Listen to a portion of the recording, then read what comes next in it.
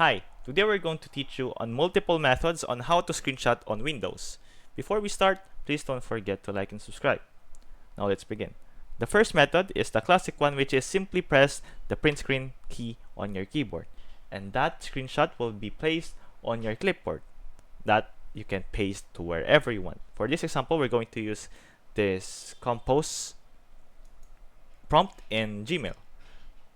Just simply Control V and it will be pasted on that compose area. Next one is we're going to, or the usual thing that I do is print screen, head on over to Paint, and from here paste it, and you can select wherever area you want to screenshot. Let's say we're going to use this for example, and now Control V, Control C, and now it's already in your clipboard. And from there, what you need to do is to simply paste it because it's already copied in your clipboard.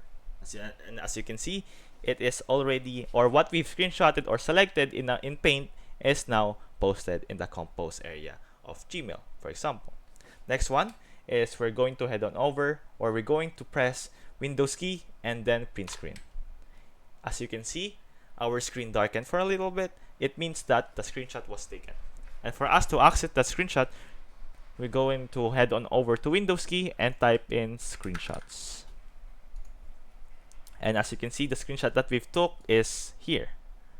Going to press it here or paste it here, and as you can see, it is what we've screenshot before.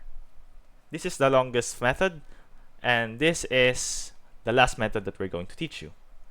Is we're going to Windows Shift S, and this will give you the ability to select only specific areas where you want to screenshot. This is called the snipping tool, and from there, just choose whatever you want to screenshot or to take, select on, and then from there, simply let go of the key or in the mouse, and then Control V, and what you've selected will be posted to wherever you want it, or wherever you want it to be. So those are the methods for screenshotting on Windows. I hope this video helped, and thank you for watching.